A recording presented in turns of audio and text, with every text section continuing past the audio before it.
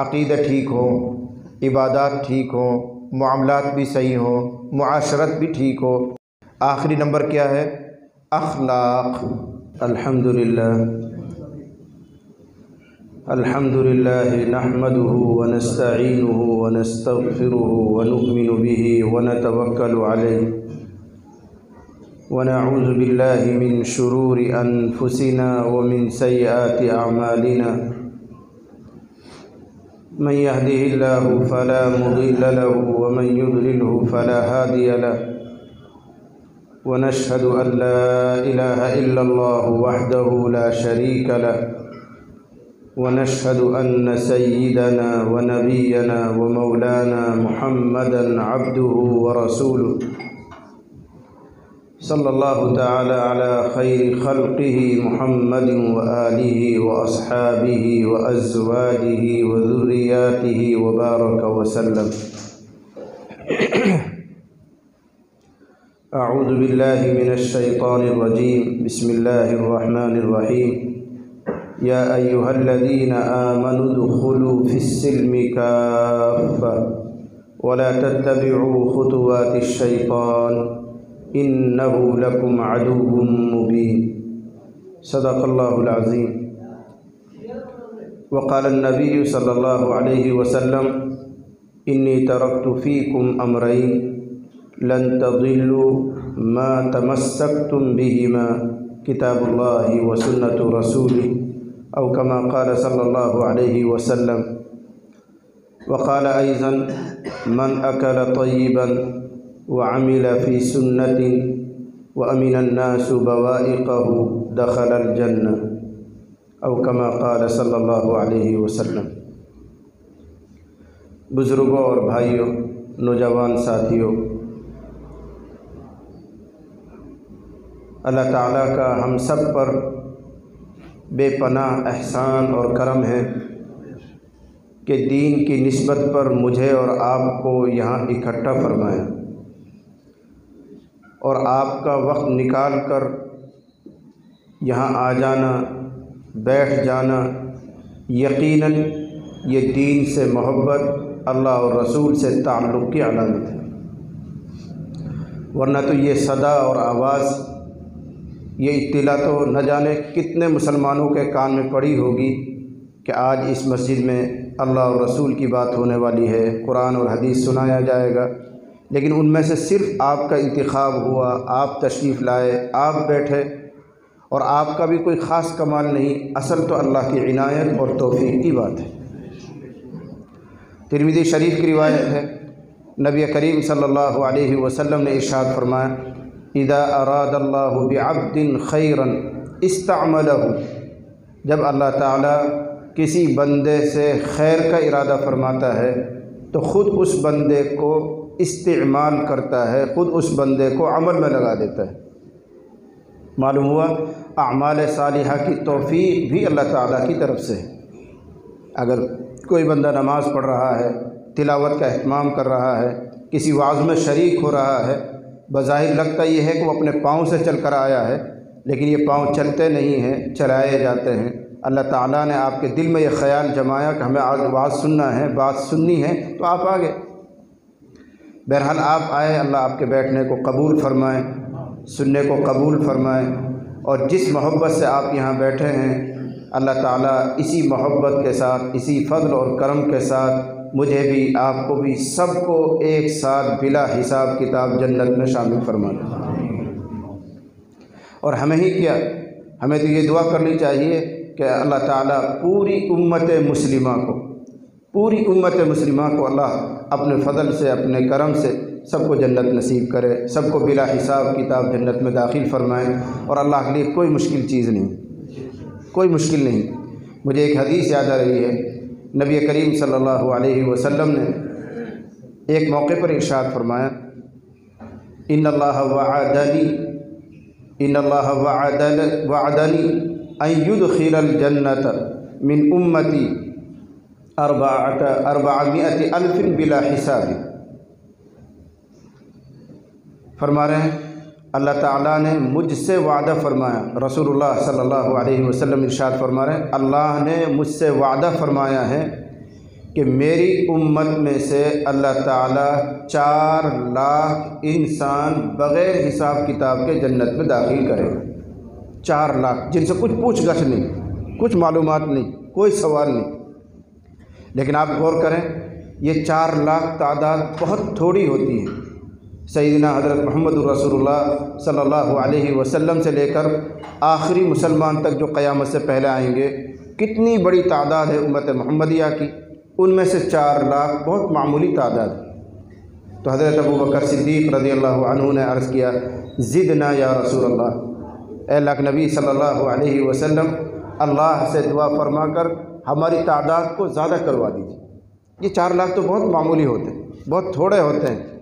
زدنا یا رسول اللہ، اے اللہ کے نبی صلی اللہ علیہ وسلم، دعا فرما کر اللہ تعالیٰ سے اس میں گنجائش کروائیے، اضافہ کروائیے۔ تو نبی کریم صلی اللہ علیہ وسلم نے ارشاد فرمایا، وَهَكَذَا، ایسے 2 ہاتھ، عربی میں اس کو لب بنا یعنی حسا بین یدیہ، عربی کی تعبیر ہے، اور اردو میں اس کو لب بنانا کہتے ہیں۔ تو نبی کریم صلی اللہ علیہ وسلم نے یہ دونوں ہاتھ ملائے اور ارشاد فرمایا کہ اللہ تعالیٰ میری امت میں سے 4 لاکھ اور ایسے 2 ہاتھوں سے بھر کر بلا حساب کتاب جنت میں داخل کرے گا۔ یہ میرے ہاتھ ہیں، یہ تو میرے ہاتھ ہیں، وہ اللہ کے ہاتھ ہیں۔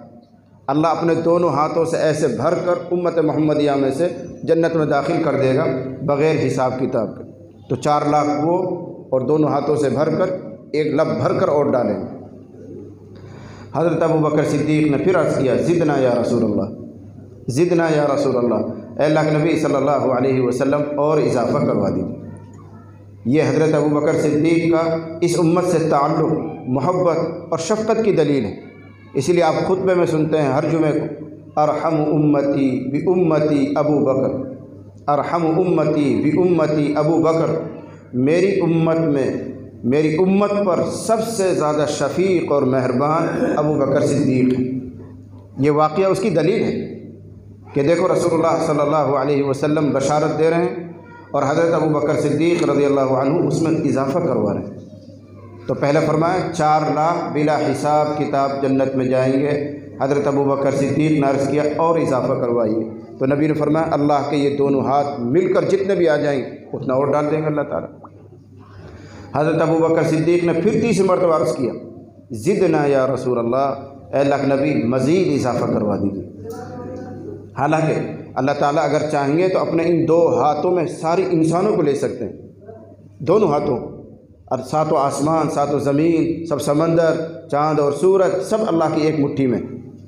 تو اللہ کے یہ دونوں ہاتھ مل کر جب اللہ تعالیٰ ڈالیں گے امت محمدیہ میں سے، کوئی اندازہ نہیں کر سکتا کہ یہ کتنی بڑی تعداد ہے۔ لیکن حضرت ابو بکر صدیق رضی اللہ عنہ 3 مرتبہ بھی عرض کر رہے ہیں، اے اللہ کے نبی کچھ اضافہ کروائی۔ حضرت عمر فاروق رضی اللہ عنہ تشریف فرماتے، ان کا رہنے دیجیے ابو بکر، بہت ہو گئے، رہنے دیجیے۔ تو حضرت ابو بکر صدیق نے عرض کیا، اگر اللہ تعالی ہم سب کو جنت میں داخل کرے تو تمہیں کیا تکلیف ہے؟ حضرت ابو بکر صدیق کہہ رہے ہیں اگر اللہ تعالی ہم سب کو، پوری امت محمدیہ کو جنت میں داخل فرما دیں تو تمہیں کیا تکلیف ہے؟ تو حضرت عمر فاروق رضی اللہ عنہ نے جو جواب دیا، عرض کرنے لگے، بے شک ہمیں کوئی تکلیف نہیں ہے، لیکن اگر اللہ چاہے گا تو اپنے ایک ہاتھ سے ہی پوری انسانیت کو جنت میں داخل کر دے گا۔ بار بار اصرار کر کے نبی علیہ الصلوۃ والسلام کو تم زحمت کیوں دے رہے؟ تو حضور علیہ الصلوۃ والسلام نے فرمایا، صدق عمر، عمر ٹھیک کہتے ہیں، عمر ٹھیک کہہ رہے ہیں کہ اگر اللہ چاہیں گے تو ایک مرتبہ میں ہی سب کو جنت میں داخل کر دیں گے۔ اور ابو بکر صدیق رضی اللہ عنہ اپنے جذبہ شفقت کی وجہ سے بار بار اضافہ کروا رہے ہیں، اس پر حضور فرما رہے ہیں عمر نے ٹھیک کہا، اگر اللہ فضل فرمائیں گے تو ایک ہی مرتبہ میں سب کو جنت میں لے جائیں گے۔ اس واقعے سے حضرت عمر فاروق اور حضرت ابو بکر صدیق رضی اللہ عنہ کی نسبت اور تعلق کا بھی فرق سمجھ میں آتا ہے۔ جو مقام حضرت ابو بکر صدیق کا ہے وہ حضرت عمر فاروق کا نہیں۔ اسی وجہ سے حضرت ابو بکر صدیق رضی اللہ عنہ بار بار اضافے کی درخواست کر رہے ہیں۔ اسی کے ضمن میں ایک قصہ اور یاد آتا ہے۔ ایک مرتبہ نبی کریم صلی اللہ علیہ وسلم حضرت عائشہ رضی اللہ عنہا کی گود میں سر رکھ کر لیٹے ہوئے ہیں، آرام فرما رہے ہیں، جاگے ہوئے ہیں لیکن سر رکھ کر لیٹے ہوئے ہیں۔ نبی کریم صلی اللہ علیہ وسلم کا چہرہ مبارک آسمان کی طرف ہے، حضرت عائشہ بیٹھی ہوئی ہیں، آسمان بالکل صاف ہے، 14ویں رات ہے، ستارے جگمگا رہے، پورا آسمان ستاروں سے، نجوم سے بھرا ہوا ہے۔ یہ خوشنما منظر دیکھ کر حضرت عائشہ رضی اللہ عنہا نے عرض کیا، اے اللہ کے نبی صلی اللہ علیہ وسلم، آپ کی امت میں کوئی ایسا شخص بھی ہے جس کی نیکیاں آسمان کے ان ستاروں کے بقدر ہوں، ان ستاروں سے زیادہ ہوں، ان کی تعداد تک پہنچتی ہوں؟ کوئی ایسا بندہ ہے؟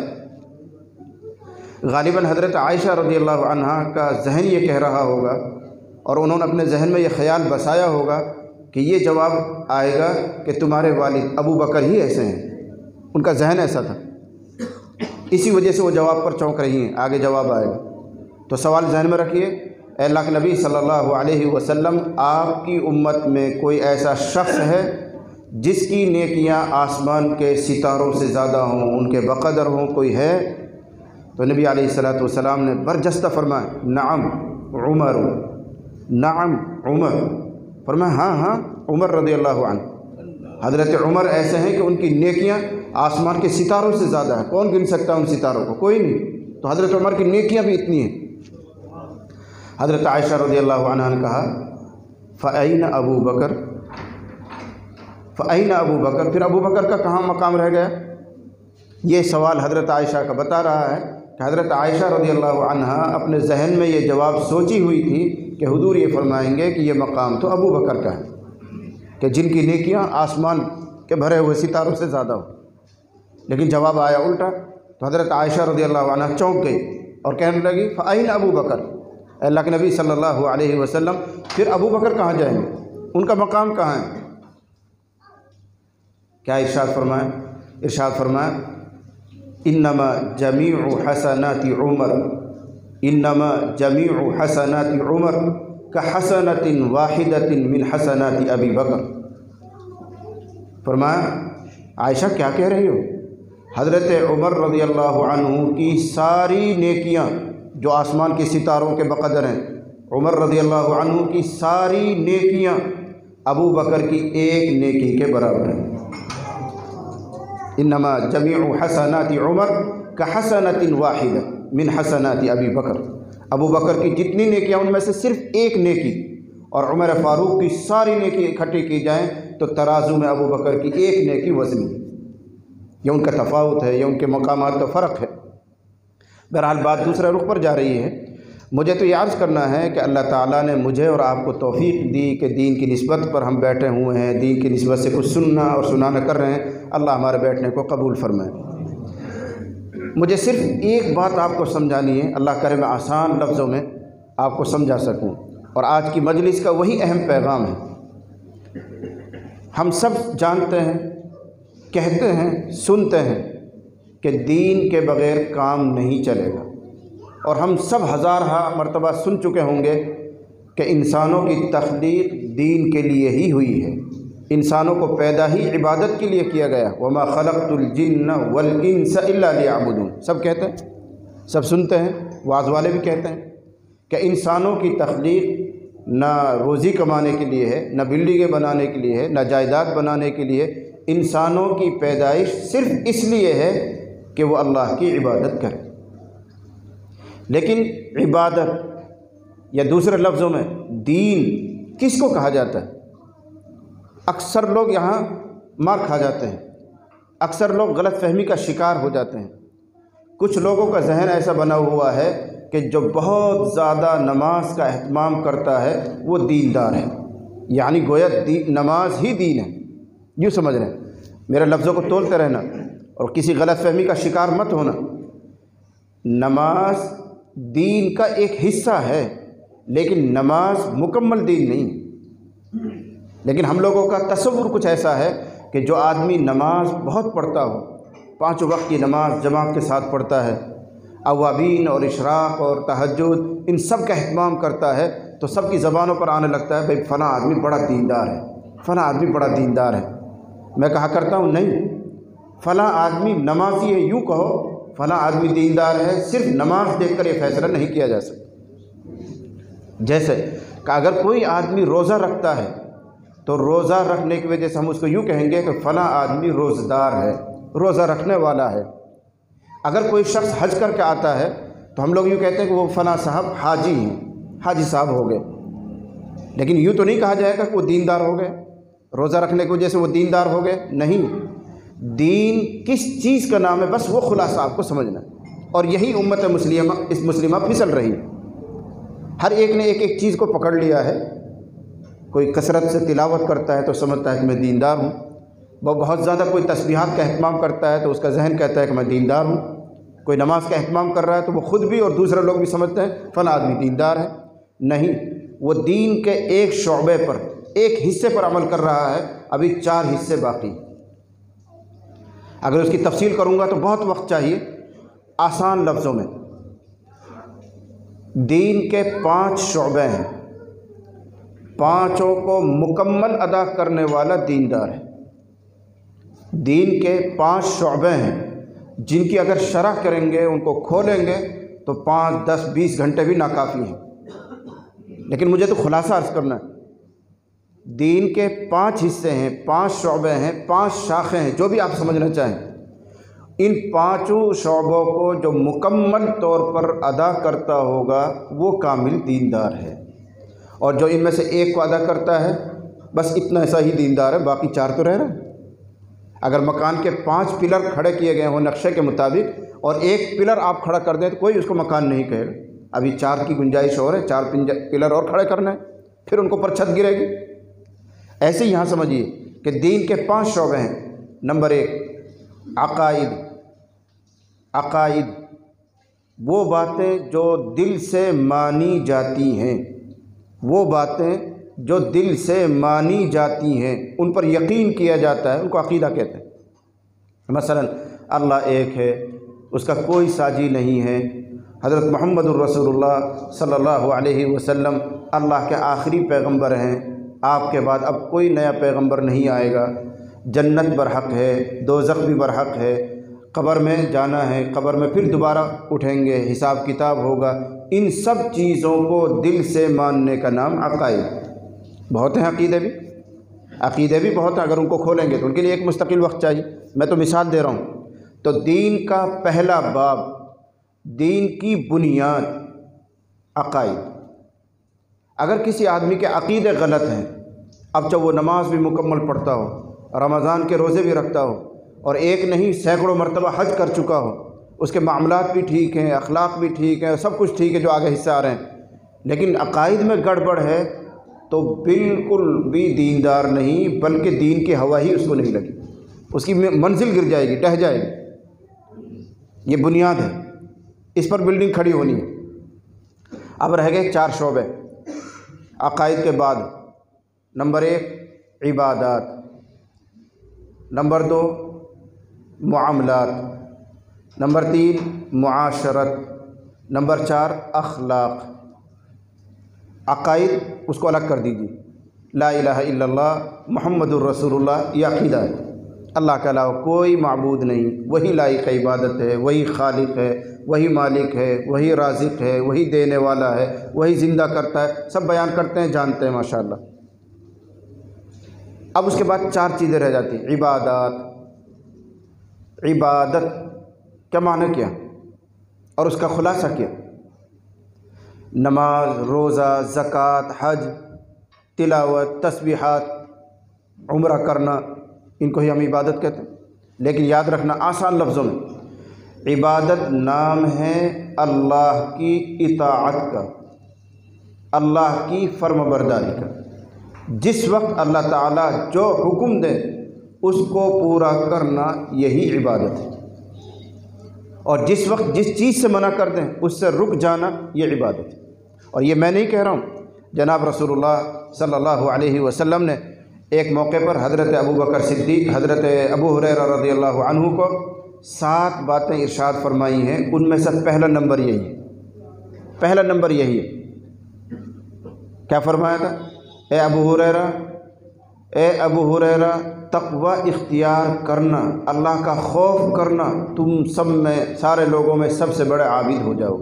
اتق اللہ تکن اعبد الناس، اللہ کا خوف کرنا، اللہ سے ڈرنا، بس تم لوگوں میں سب سے بڑا عابد ہو جاؤ۔ تو عبادت نام ہے اللہ کی اطاعت کا، فرما برداری کا۔ جس وقت جو حکم ملے وہ کرو، اپنی مرضی سے کچھ کرنا اس کا نام عبادت نہیں۔ اب ایک مثال دیتا ہوں میں آپ کو۔ ہم نماز پڑھتے ہیں، ابھی پڑھیے اور اللہ کی توفیق سے آئندہ بھی پڑھیں گے۔ اہم عبادت ہے، اسلام کی بنیادی عبادت ہے، بڑا اہم رول ہے نماز کا۔ نبی کریم صلی اللہ علیہ وسلم نے ارشاد فرمایا من ترک الصلاۃ متعمدا فقد کفر، جو نماز جان بوجھ کر چھوڑ دیتا ہو ایسا جیسے اس نے کفر کر دیا، وہ کافر ہو گیا، یہ رسول اللہ فرما رہے ہیں۔ تو اتنی اہمیت کی حامل ہے یہ عبادت۔ لیکن بعض وقت ایسے آتے ہیں کہ اللہ تعالیٰ نے منع فرمایا کہ اس وقت نماز نہ پڑھو، تو اس وقت نماز نہ پڑھنا ہی عبادت ہے۔ جس وقت اللہ کہیں پڑھو نماز تو نماز پڑھنا عبادت، جس وقت اللہ منع فرما دے تو نماز سے رک جانا ہی عبادت۔ میں آپ سے پوچھتا ہوں، جب سورج اگ رہا ہو، مشرق کی طرف سے سورج نکل رہا ہو، تو سب جانتے ہیں، ساری امت مسلمہ اس مسئلے کو جانتی ہے کہ اس وقت نماز پڑھنا منع ہے۔ جب سورج ڈوب رہا ہو اس وقت نماز پڑھنا منع ہے۔ جب سورج بیچ آسمان پر ہو، بالکل بیچ آسمان پر، ابھی زوال نہیں ہو رہا ہے، اس سے پہلے نماز پڑھنا منع ہے۔ اب اگر ان تین وقتوں میں کوئی بندہ نماز پڑھنے لگ جائے تو بتائیے وہ عبادت کر رہا ہے یا گناہ کر رہا ہے؟ گناہ کر رہا ہے، اس کو کوئی ثواب ملنے والا نہیں۔ ان مثالوں سے آپ سمجھ سکتے ہیں کہ اصل عبادت اللہ کی اطاعت کا نام ہے۔ جس وقت اللہ نے کہا نماز نہ پڑھو تو اب نہ پڑھنا ہی عبادت۔ بیٹھ کر انتظار کر رہے ہیں کہ 10 منٹ سورج باہر ہو جائے گا، بلند ہو جائے گا تب نماز پڑھیں گے، یہ بیٹھنا اور انتظار کرنا ہی عبادت ہے۔ اس سے معلوم ہوا کہ عبادت نام ہے اللہ کی اطاعت کا۔ ایک اور مثال دوں، رمضان المبارک میں ہم سب روزہ رکھتے ہیں، اس کے تعلق سے ایک حدیث قدسی ہے۔ نبی کریم صلی اللہ علیہ وسلم ارشاد فرما رہے ہیں، اللہ نے فرمایا۔ جب نبی کسی بات کو یوں کہہ کر فرمائے کہ اللہ فرما رہا ہے تو وہ حدیث قدسی کہلاتی ہے، یعنی اعلیٰ درجے کی ہو جاتی ہے، اونچے طبقے کی حدیث ہو جاتی ہے۔ اللہ کیا فرما رہے ہیں؟ احب عبادی الی اعجلہم فطرہ، میرے بندوں میں میرے نزدیک سب سے زیادہ محبوب، میرا قریبی، میرا پسندیدہ وہ بندہ ہے جو افطار کرنے میں جلدی کرے۔ سمجھ میں آ رہی ہے حدیث؟ میرے بندوں میں میرے نزدیک سب سے محبوب وہ ہے جو افطار کرنے میں جلدی کرے۔ یعنی ٹائم ہو گیا، اب بلا وجہ 2، 2.5، 3 منٹ بیٹھ کر انتظار کرنا یہ اللہ کو پسند نہیں ہے۔ یقینی طور پر جیسے ہی ٹائم ہو گیا فوراً افطار کرنا یہ اللہ کو پسند ہے۔ کیوں؟ اللہ کا حکم ہوا صبح سے کھاؤ نہیں، پینا نہیں، بیوی کے قریب مت جاؤ، اللہ کے حکم کے تحت رکے ہوئے تھے۔ جیسے ہی سورج ڈوبا اللہ کا حکم آیا کلو وشربو، کھاؤ پیو۔ اب بندہ بیٹھا ہوا نہیں، 2 منٹ انتظار کر رہا ہوں، اللہ کا حکم آ رہا ہے اور یہ بیٹھ کر انتظار کر رہا ہے، اس لیے اللہ کو پسند نہیں ہے۔ اللہ کا حکم ہو اور فوراً مانے اللہ کو وہ بندہ پسند ہوتا ہے۔ ہم لوگ یہ سمجھتے ہیں کہ نہیں 2 منٹ اور بیٹھ کے انتظار کر لیں اور 3 منٹ انتظار کریں، 2 منٹ کا ثواب اور ملے گا۔ ثواب نہیں ملے گا۔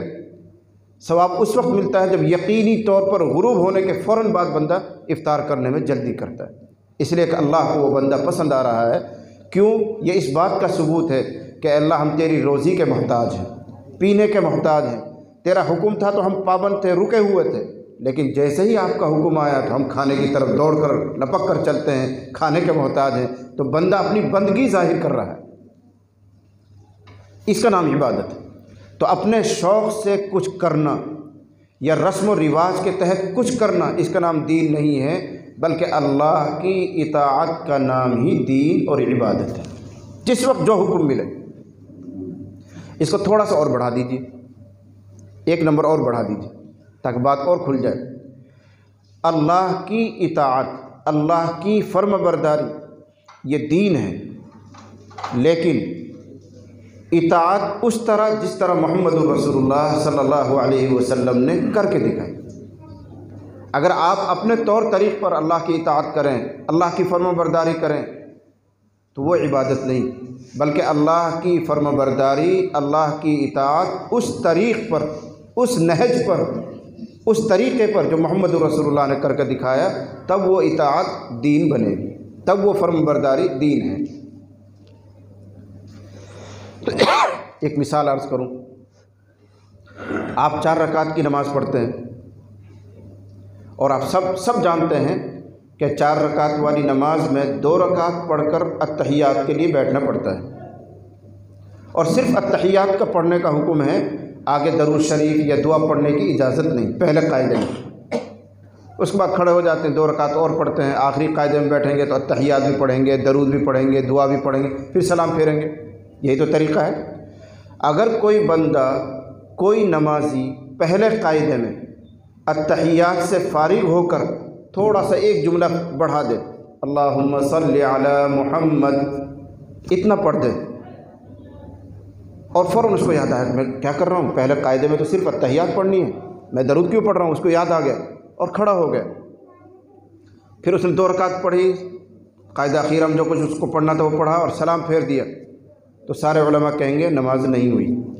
کیا گناہ کر دیا؟ نماز پڑھی ہے، تلاوت بھی کی ہے، سورہ فاتحہ بھی پڑھی ہے، کوئی سورت بھی ملائی ہے، رکعتیں بھی ہوئی ہیں، سجدے بھی ہوئے ہیں، رکوع بھی ہوئے، سب کچھ ہوا، غلطی کیا ہو گئی؟ اس نے قاعدہ اولیٰ میں اتحیات پڑھنے کے بعد تھوڑا سا درود فالتو پڑھ دیا، یہ نبی کریم صلی اللہ علیہ وسلم کے طریقے کے خلاف ہو گیا، اس لیے یہ ماننا رسول اللہ کے طریقے پر نہیں ہوا، اس لیے اللہ اس نماز کو پسند نہیں کرے گا، قبول نہیں کرے گا۔ پھر اس کو صحیح کرنے کا کیا طریقہ تھا؟ طریقہ یہ تھا کہ آخر میں آپ کو سجدہ سہو کرنا چاہیے تھا۔ اگر سجدہ سہو کر لیتے نماز ٹھیک ہو جاتی، اور سجدہ سہو گویا اللہ کے سامنے اعتراف کرنا ہے کہ اللہ مجھ سے بھول ہو گئی، مجھ سے غلطی ہو گئی، میں نبی کے طریقے سے ذرا سا ہٹ گیا تھا، مجھے معاف کر دیجئے۔ اللہ کے سامنے جھک گئے 2 سجدہ سہو کر کے تو اللہ درگزر کر دیتے ہیں۔ لیکن اگر سجدہ سہو ہی نہیں کیا اس نے تو نماز نہیں ہوئی، وقت کے اندر واجب الیاد ہے۔ تو اب سلسلہ یوں بنا کہ دین اور عبادت نام ہے اللہ کی اطاعت، فرما برداری کا، لیکن اپنے طریقے پر نہیں، محمد رسول اللہ کے طریقے پر۔ جیسے وہ نماز پڑھیں اس طرح پڑھو، جیسے وہ زکوٰۃ ادا کرتے تھے ویسے ادا کرو، جیسے انہوں نے حج کیا اس طرح حج کرو۔ اپنے طور پر نئے طریقے سے کوئی آدمی حج کرنے لگے، حج قبول نہیں ہوگا، بلکہ حضرت صلی اللہ علیہ وسلم کو بھیجا ہی اسی مقصد کے لیے گیا تھا۔ دنیا میں آپ صلی اللہ علیہ وسلم کو بھیجنا اسی لیے ہوا ہے کہ جو کچھ قرآن کہے گا اس کا نمونہ محمد الرسول اللہ کی ذات ہیں۔ قرآن تم سے کہے گا نماز پڑھو، قرآن تمہیں بتائے گا زکوٰۃ ادا کرو، قرآن تم سے کہے گا حج کرو، قرآن تم سے کہے گا تسبیحات پڑھو، قرآن تم سے کہے گا ماں باپ کے حقوق ادا کرو، لیکن وہ کس طرح ادا کرنے ہیں، کیسے نماز پڑھی جائے گی، محمد الرسول اللہ ایک ایک چیز کو تمہیں کر کے دکھائیں گے۔ یہ نمونہ ہے، اللہ کی مانو، جو قرآن میں اس کو تسلیم کرو، لیکن محمد الرسول اللہ کے طریقے سے تسلیم کرو۔ اس لیے نبی نے ارشاد فرمایا ایک موقع پر، کل امتی یدخلون الجنت الا من ابا، بہت معروف روایت بخاری مسلم کی ہے، کل امتی یدخلون الجنت الا من ابا، میری پوری امت جنت میں جائے گی، میری پوری امت جنت میں جائے گی۔ یہ سن کر بڑی مسرت ہوتی ہے، خوشی ہوتی ہے، لیکن اگلا ایک جملہ بھی ہے، کبھی کبھی بات بگڑ جاتی ہے درمیان میں رکنے سے، جیسے قرآن کریم میں ہے یا ایھا الذین آمنوا لا تقربوا الصلاۃ۔ اگر کوئی آدمی یہاں آیت کر دے، رک جائے، وقفہ کر دے تو مضمون بالکل خراب ہو جاتا ہے۔ کیا ترجمہ ہوگا؟ یا ایھا الذین آمنوا لا تقربوا الصلاۃ، اے ایمان والو نماز کے قریب مت جایا کرو۔ نوجوانوں کو تو مستی آ جائے گی، اچھا یار نماز کے قریب جانے کا حکم نہیں، یہ بیچ میں وقفہ کرنے سے معنی خراب ہو، آگے جوڑ دو اس کو، تب بات پوری ہوگی۔ یا ایھا الذین آمنوا لا تقربوا الصلاۃ وانتم سکارا، اے ایمان والو نشے کی حالت میں نماز کے قریب مت جایا کرو۔ اور یہ اس وقت کی آیت ہے جب تک شراب حرام نہیں ہوئی تھی، لوگ شراب پیا کرتے تھے، ابھی اسلام نے پابندی نہیں لگائی تھی، تو شراب پی کر بھی مسجد میں آ جاتے تھے، اس وقت یہ حکم آیا۔ تو مجھے صرف یہ سمجھانا ہے کہ کبھی کبھی ادھر ادھر رک جانے سے بات خراب ہو جاتی ہے۔ ایسے اس حدیث میں نبی ارشاد فرما رہے ہیں کہ میری پوری امت جنت میں جائے گی الا من ابا، مگر جو شخص جنت میں جانے سے انکار کرے، جو خود ہی نہ چاہے، خود ہی انکار کر دے، اللہ زبردستی اس کو جنت میں داخل نہیں کرے گا۔ ویسے میری پوری امت جنت میں جائے گی۔ اب سوال یہ ہے کہ کوئی بھی انکار نہیں کرتا، شرابی ہو، کبابی ہو، زانی ہو، بے نمازی ہو، کبھی بھی مسجد کا اس نے منہ نہ دیکھا ہو، اس سے بھی پوچھو تو وہ بھی جنت چاہتا ہے۔ اس کی بھی تمنا یہ ہے کہ مجھے جنت ملے، میرا کوئی حساب کتاب نہ ہو، میرا قبر کا مسئلہ آسان ہو جائے، اس کی تمنا بھی یہی ہے۔ تو پھر کس کو مانا جائے کہ وہ جنت میں جانا چاہ رہا ہے اور کون ایسا ہے کہ جنت میں نہیں جانا چاہ رہا ہے؟ فیصلہ کیسا ہوگا؟ میری بات کو دھیان سے سنتے رہیں۔ تو نبی ارشاد فرما رہے ہیں کہ میری پوری امت جنت میں جائے گی الا من ابا، مگر وہ جو جانے سے انکار کرے۔ اب سوال یہ کہ جانے سے تو کوئی انکار نہیں کرتا، سب چاہتے ہیں، ہر کلمہ پڑھنے والا، ہر مسلمان، کسی بھی معاشرے کا رہنے والا ہو، کتنا ہی گناہ گار اور پاپی ہو، سب چاہتے ہیں کہ جنت میں جائے۔ پھر ہم کس کو کہیں کہ انکار کرنے والا ہے؟ تو حضرت صلی اللہ علیہ وسلم سے پوچھا گیا، اے اللہ کے نبی کون ہے انکار کرنے والا؟ کون ہے انکار کرنے والا جو آپ فرما رہے ہیں کہ سب جنت میں جائیں گے مگر وہ جو انکار کرے؟ تو انکار کرنے والا کون؟ ارشاد فرمایا، من اطاعنی دخل الجنہ ومن عصانی فقد ابا ومحمد فرق۔ کیا فرمایا؟ جو میری مان لے، جو میری اطاعت کر لے، جو میری پیروی کر لے، وہ جنت میں داخل ہو گیا، اور جو میری نافرمانی کرتا ہے وہ انکار کرنے والا ہے۔ یہ ہے معیار۔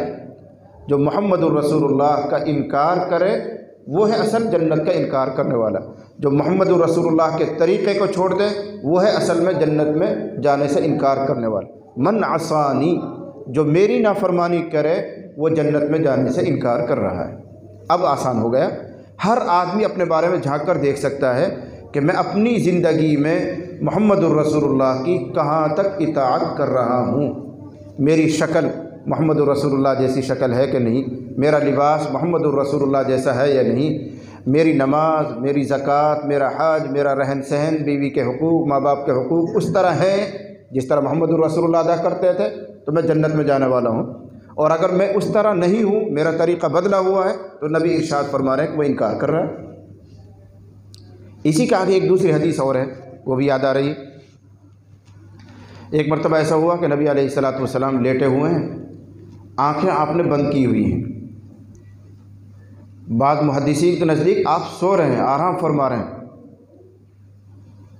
چند فرشتے آ گئے اور وہ حضرت صلی اللہ علیہ وسلم کے سر کی طرف اور کچھ پاؤں کی طرف کھڑے ہو گئے۔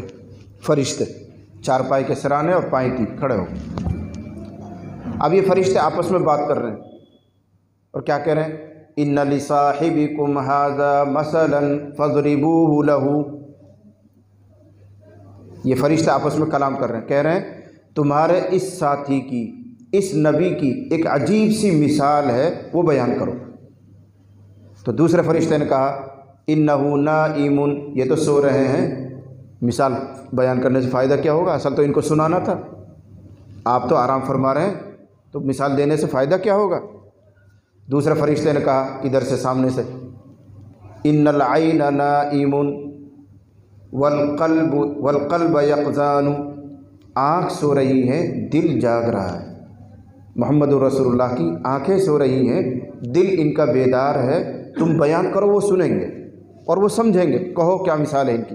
اب وہ مثال بیان کر رہے ہیں، کہنے لگا سامنے والا فرشتہ، پاؤں کی طرف والا، مثلہ کمثل رجل بنا دارا، مثلہ کمثل رجل بنا دارا وجعل فيها مأدبة وبعث داعيا فمن اجاب الداعي دخل الدار واكل من المأدبة۔ یہ حدیث کے لفظ ہیں۔ کیا مثال دے رہے ہیں؟ کہ ان محمد الرسول اللہ کی مثال اس طرح ہے جیسے کسی آدمی نے شاندار محل بنایا، گھر بنایا۔ جب گھر بن کر مکمل ہو گیا تو لوگوں کو ناشتہ کرانے کے لیے، کھانا کھلانے کے لیے، ضیافت کرنے کے لیے، اپنا مکان کی زیارت کرانے کے لیے گھر میں ایک دسترخوان لگایا۔ ہر آدمی کو شوق ہوتا ہے کہ لوگ میرا مکان دیکھیں، دعائیں دیں، تعریف کریں۔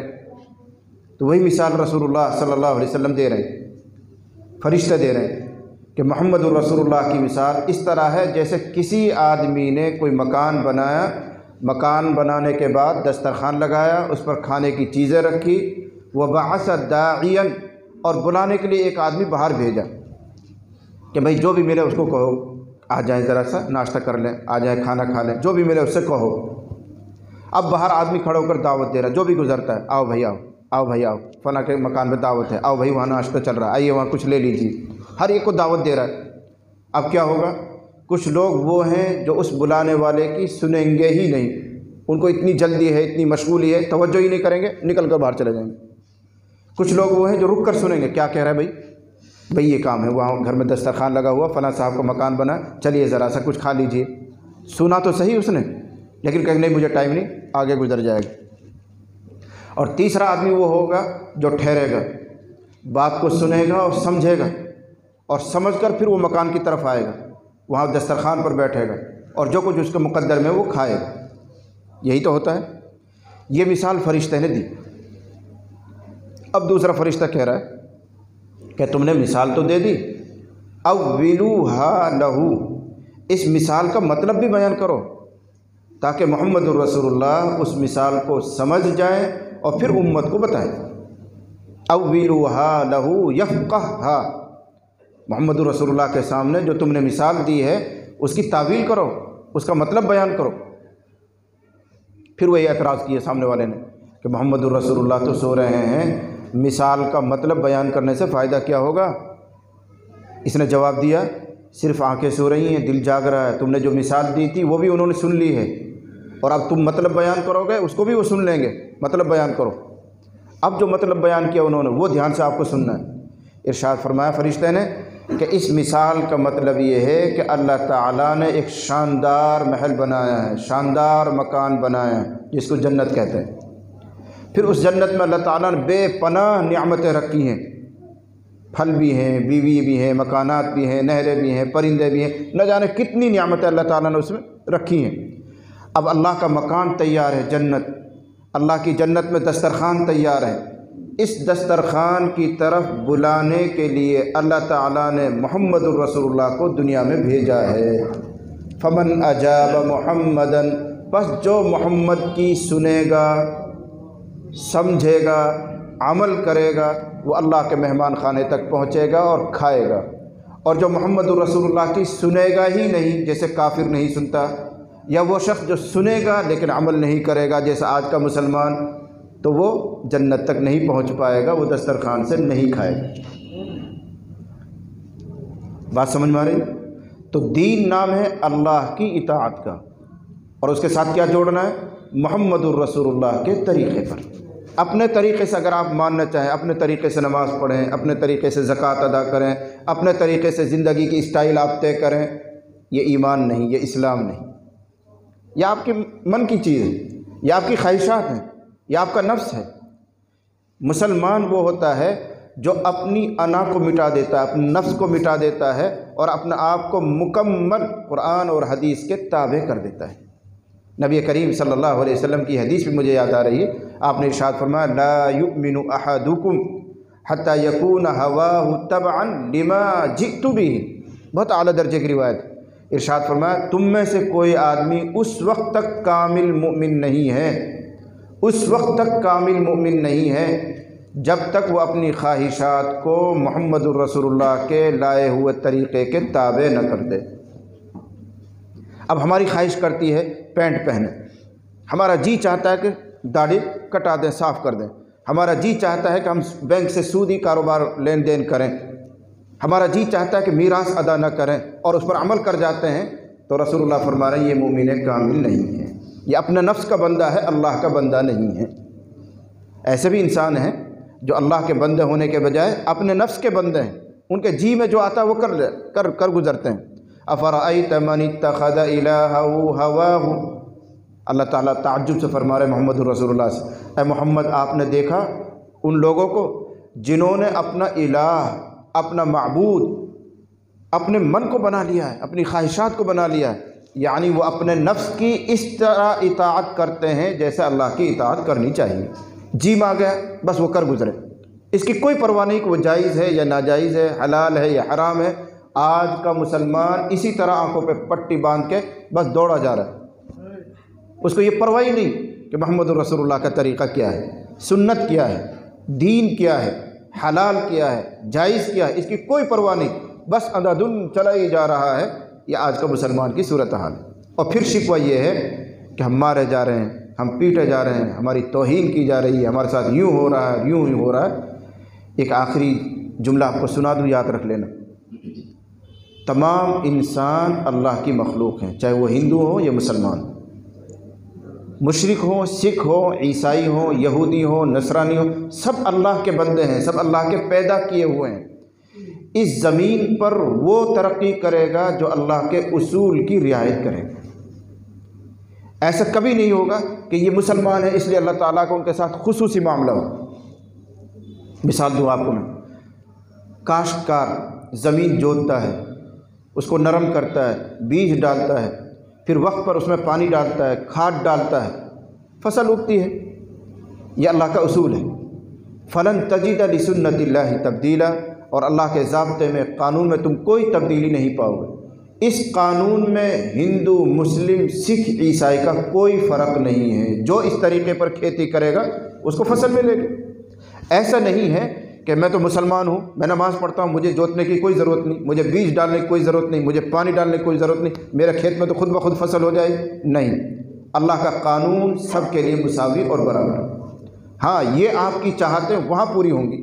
وَلَكُمْ فِيهَا مَا تَشْتَهِي أَنفُسُكُمْ وَلَكُمْ فِيهَا مَا تَدَّعُونَ، تمہارے لیے وہ سب کچھ ہے جو تمہارا جی چاہے گا، لیکن یہاں نہیں، وہاں۔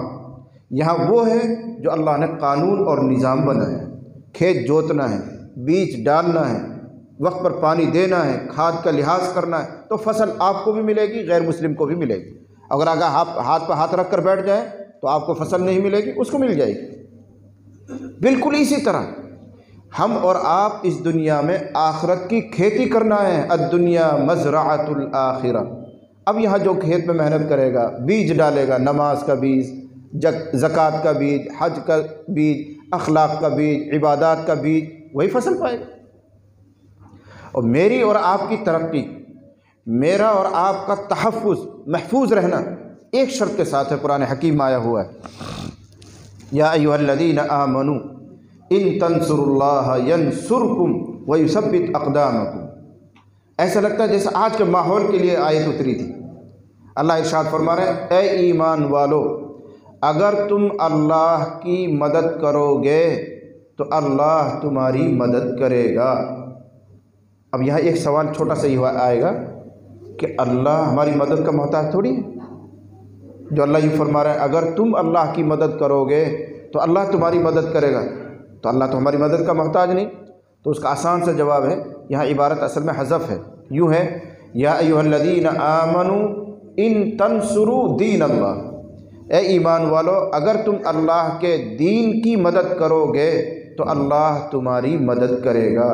یعنی مسلمانوں کا باقی رہنا، ان کی جان، مال، آبرو کی حفاظت، ان کی عزت کی حفاظت اس شرط کے ساتھ ہے کہ مسلمان اپنے دین کی مدد کرتے ہوں، تو اللہ تمہاری مدد کرے گا۔ اور اگر مسلمان اپنے دین سے ہاتھ کھینچ لے، اپنے دین کی پرواہ وہ نہ کرے، اپنے دین کی مدد وہ نہ کرے، تو اللہ بھی اپنی نصرت اور مدد کو واپس لے لیتا ہے۔ یہ قرآن کا ضابطہ ہے۔ اور یہاں اس دنیا میں ضابطے کی کارروائی ہوتی ہے، رابطے کی نہیں۔ رابطے کی کارروائی آخرت میں، یہاں صرف ضابطہ، رابطہ آخرت میں۔ تو بہرحال بات ادھر ادھر چلی جاتی ہے، سلسلہ جوڑ کر رکھنا۔ میں کہہ رہا ہوں کہ دین کے 5 شعبے ہیں۔ عقائد، نمبر 2 عبادات، اس پر بات چل رہی تھی کہ عبادت نام ہے اللہ کی اطاعت کا، اور اطاعت بھی اپنی مرضی سے نہیں، اللہ کے رسول صلی اللہ علیہ وسلم کے طریقے پر۔ حضرت صلی اللہ علیہ وسلم کو نمونہ بنا کر ہی بھیجا گیا ہے آئیڈیل بنا کر بھیجا گیا، مثال بنا کر بھیجا گیا، جو کچھ بھی تمہیں کرنا ہے اس طرح کرو جیسے محمد رسول اللہ نے کر کے دکھایا۔ اس پر میں ایک قصہ سناتا رہتا ہوں ہر جگہ، آپ کو بھی سنو۔ محمد رسول اللہ کو نمونہ بنانا تھا، سب کے لیے مثال بنانا تھا، اس لیے آپ صلی اللہ علیہ وسلم سے بہت سی مرتبہ، درجنوں مرتبہ، بلکہ اگر میں یوں کہوں سینکڑوں مرتبہ کچھ ایسے کام کروائے گئے جو ایک نبی سے نہیں ہونے چاہیے تھے۔ ہماری اور آپ کی عقل کے اعتبار سے نبی کی شایان شان نہیں ہے، وہ کام نہیں ہونے چاہیے تھے، لیکن ہوئے نہیں، کروائے گئے۔ کیوں کروائے گئے؟ تاکہ امت کے لیے نمونہ بنے، مثال بنے، قانون اور ضابطے کی بات وہاں سے نکل آئے۔ ایک قصہ آپ کو سناتا ہوں۔ نبی کریم صلی اللہ علیہ وسلم نے ظہر کی یا عصر کی 4 رکعت والی نماز پڑھ کر پڑھائی لوگوں کو۔ راوی کو خود کو شک ہے کہ ظہر کا قصہ تھا یا عصر کا قصہ تھا، تو بہرحال 4 رکعت والی نماز نبی نے پڑھائی اور 2 رکعت پڑھا کر آپ نے سلام پھیر دیا، بھولے سے، غلطی سے۔ امامت فرما رہے ہیں، نماز پڑھا رہے ہیں حضور، اور 2 رکعت پر یوں سمجھ کر کہ میں نے 4 پڑھا دی ہیں، بھولے سے، غلطی سے سلام پھیر دیا اور تیزی سے اٹھ کر اپنے حجرے میں چلے گئے۔ جیسے سامنے حجرہ ہے، مصلی سے کھڑے ہو کر حضور کمرے میں چلے گئے۔ اب صحابہ حیران اور پریشان، یہ کیا ہو گیا؟ 4 رکعت کا حکم ہے، روزانہ 4 پڑھائی جاتی ہیں، آج نبی نے 2 ہی رکعت کیوں پڑھائی ہیں؟ کیا اللہ تعالیٰ کی طرف سے حکم بدل گیا ہے؟ اگر بدل گیا تھا تو نبی نے اطلاع بھی نہیں دی، اور اگر نہیں بدلا ہے تو غلطی ہو رہی ہے کہ 4 کے بجائے 2 رکعت پڑھی گئی ہیں۔ اب صحابہ سہمے ہوئے ہیں اور ان کو خوف لگ رہا ہے، ڈر لگ رہا ہے، ہمت بھی نہیں ہو رہی نبی سے پوچھنے کے لیے کہ اللہ کے نبی کیا ہو گیا۔ لیکن ایک صحابی کھڑے ہوئے، حضرت ذوالیدین، اور وہ گئے ہمت کر کے حضور کے کمرے میں، اور جا کر انہوں نے سوال کیا، اقصرت الصلاۃ ام نسیت یا رسول اللہ؟ اے اللہ کے نبی صلی اللہ علیہ وسلم، نماز میں اللہ تعالیٰ کی طرف سے کمی کر دی گئی ہے یا آپ بھول گئے ہیں؟ 2 ہی تو بات ہو سکتی ہیں، یا تو آپ سے غلطی ہو رہی ہے، بھول ہو رہی ہے، 4 کے بجائے آپ 2 پر سلام پھیر رہے ہیں، یا اللہ تعالیٰ کی طرف سے حکم ہی کچھ اس طرح آ گیا ہوگا، اس لیے وہ سوال کر رہے ہیں۔ اقصرت الصلاۃ ام نسیت یا رسول اللہ؟ اے اللہ کے نبی صلی اللہ علیہ وسلم، اللہ کی طرف سے نماز میں کچھ کمی کر دی گئی ہے کہ 4 کے بجائے 2 کا حکم آ گیا ہے، یا آپ بھول رہے ہیں؟ نبی نے ارشاد فرمایا، کل ذالک لم یکن، دونوں باتوں میں سے کوئی سی بات نہیں، یعنی اللہ کی طرف سے 4 کا حکم ہے اور میں 4 پڑھا کر آیا ہوں۔ نبی اپنی یادداشت کے مطابق فرما رہے ہیں، میں 4 پڑھا کر آیا ہوں۔ انہوں نے پھر جم کر کہا، بعد ذالک قد کان، نہیں کچھ تو ہوا ہے، کچھ تو گڑبڑ ہے۔ جب انہوں نے جم کر دوبارہ یہ سوال کیا تو حضور اصرار نہیں فرما رہے ہیں، ضد نہیں کر رہے ہیں کہ نہیں میں نے 4 پڑھائی۔ آپ اپنے حجرے سے باہر آئے، جو اکابر صحابہ، بڑے صحابہ، حضرت ابو بکر، حضرت عمر فاروق، حضرت عثمان، یہ بڑے بڑے لوگ آگے بیٹھے ہوئے تھے، ان سے پوچھا، اصدق ذوالیدین، کیا ذوالیدین صحیح کہہ رہا ہے کہ کچھ گڑبڑ ہوئی ہے؟ اصدق ذوالیدین، ذوالیدین صحیح کہہ رہا ہے؟ انہوں نے کہا جی صحیح کہہ رہے ہیں، کچھ تو ہوا ہے، یا تو اللہ تعالیٰ کی طرف سے آپ پر حکم آ گیا ہے کہ 2 پڑھایا کریں، اور اگر ایسا نہیں ہے تو آپ سے غلطی ہوئی ہے، بھول ہوئی ہے کہ آپ 4 کے بجائے 2 پڑھا کر گئے ہیں۔ تو نبی علیہ الصلوۃ والسلام آگے بڑھے، مصلی پر 2 رکعت اور پڑھائی، اخیر میں سجدہ سہو کیا اور 4 رکعت مکمل کی۔ 2 باتیں سمجھنی ہیں، ایک تو آپ کے ذہن میں سوال آئے گا کہ یہ کیسا سجدہ سہو ہے کہ حضور اپنے کمرے میں بھی گئے، آئے بھی، بات چیت بھی ہوئی، اور پھر 2 ہی رکعت پڑھا کے سجدہ سہو کر لیا؟ تو آسان سا جواب ہے، یہ اس زمانے کا قصہ ہے جب نماز میں بات چیت بھی جائز تھی۔ یہ جو نماز میں پابندیاں آئی ہیں یہ بعد میں آئی ہیں، آہستہ آہستہ آئی ہیں۔ پہلے لوگ بات بھی کرتے تھے، سلام بھی کرتے تھے، اشارے بھی کرتے تھے، سب کچھ ہوتا تھا، لیکن پھر آہستہ آہستہ پابندی لگائی گئی، بھائی بات نہیں کرو گے نماز میں، ادھر ادھر دیکھو گے نہیں نماز میں، کچھ کھاؤ گے نہیں نماز میں، یہ پابندیاں بعد میں آئیں گی۔ تو یہ اس زمانے کا قصہ ہے جب بات چیت کی جا سکتی ہے۔ اب دوسرا سوال ہوا جو مقصد ہے ہمارا، کہ نبی علیہ الصلوۃ والسلام جو تمام نبیوں کے سردار ہیں، جو ہر وقت اللہ اور اللہ کے رابطے میں ہیں، ان سے اتنی بڑی چوک اور اتنی بڑی بھول کہ 2 رکعت پر سلام پھیر دیا گئے؟ جواب کیا ہے؟ بھول ہوئی نہیں، بھول کروائی گئی۔ کیوں کروائی گئی؟ اللہ جانتے تھے کہ قیامت تک کے جو مسلمان آنے والے ہیں ان سے اس طرح کی غلطیاں ہوا کریں گی، کوئی ایک پر سلام پھیرے گا، کوئی دو پر سلام پھیرے گا، کوئی تین پر پھیرے گا، کوئی کچھ کرے گا۔ تو سجدہ سہو کی ایک مثال، سجدہ سہو کا ایک طریقہ نکل آئے، اس لیے حضرت محمد رسول اللہ سے ایک مرتبہ یہ بھول کروائی گئی۔ نمونہ بنانا تھا، مثال بنانا تھا حضور کو ہر طرح سے، اس لیے بہت سے ایسے کام بھی حضور سے کروائے۔ درجنوں مثال دی جا سکتی ہیں، لیکن وقت چونکہ اس کی گنجائش نہیں رکھتا، ہم آگے بڑھیں گے۔ تو دین کے 5 شعبے ہیں: عقائد، نمبر 2 عبادات، اور عبادت کا مطلب اللہ کی اطاعت، فرما برداری نبی کے طریقے پر، یہ بند کر دیجیے۔ نمبر 2 عقائد عبادات، نمبر 2 معاملات، یہ بہت اہم جز ہے، بہت اہم جز ہے، اس کو یاد رکھنا۔ معاملات کس کو کہتے ہیں؟ کوئی چیز خریدنا، کوئی چیز بیچنا، کرائے پر لینا، نکاح کرنا، طلاق دینا، یہ سب کیا معاملات، ان سب کو معاملات کہتے ہیں۔ دین کا ایک بڑا حصہ معاملات کا ہے۔ جس آدمی کی تجارت ٹھیک نہیں، لین دین ٹھیک نہیں، روزی کمانے کا طریقہ ٹھیک نہیں، کھانا ٹھیک نہیں، حرام روزی کماتا ہے، حرام کھاتا ہے، اللہ کی قسم وہ تہجد پڑھے، اشراق پڑھے، اوابین پڑھے، وہ حاجی صاحب ہو، خدا کی قسم دیندار نہیں۔ دین تو 5 چیزوں کا نام ہے، وہی گنوا رہا ہوں میں آپ کو۔ عقائد بھی ٹھیک ہونے چاہیے، عبادات بھی ٹھیک ہونی چاہیے، عبادات میں نماز، روزے، زکوٰۃ، یہ سب آگے، اور معاملات میں یہ چیز آتی ہے کہ آدمی حلال کمائے، حلال کھائے، کوئی چیز بیچے تو ٹھیک طریقے پر بیچے، جب خریدے تو سلیقے سے خریدے، جو اسلام کا طریقہ ہے، جو بیع کے طریقے ہیں اس مطابق سے خریدے۔ یہ بڑا اہم حصہ ہے، لیکن مسلمان یہاں آ کر پھسل جاتا ہے۔ اس کی پرواہ نہیں کہ وہ کیسے کما رہا ہے، بس پیسہ آنا چاہیے، پیسہ آنا چاہیے، حلال آئے، حرام آئے، سود سے آئے، کاروبار سے آئے، کس طرح آئے، اس کی پرواہ نہیں کرتا تو یہ آدمی دیندار نہیں ہو سکتا۔ بلکہ آسان لفظوں میں کہوں کہ ہمارے نمازوں کی، عبادات کی قبولیت حلال روزی پر ٹکی ہوئی ہے، حلال روزی پر۔ اگر آپ حرام کماتے ہیں، سجدے پہ سجدہ کیجئے، نماز پر نماز پڑھیے، اور جو کچھ آپ عبادت چاہے کیجئے، آپ کی کوئی ایک عبادت قبول نہیں ہوگی جب تک آپ کی روزی پاک نہیں ہے، جب تک آپ کا کھانا حلال نہیں ہے۔ میں نہیں کہہ رہا ہوں، اللہ کہہ رہے ہیں، اس کے پیغمبر حضرت محمد رسول اللہ فرما رہے ہیں۔ ہم اور آپ تو کیا ہوتے ہیں؟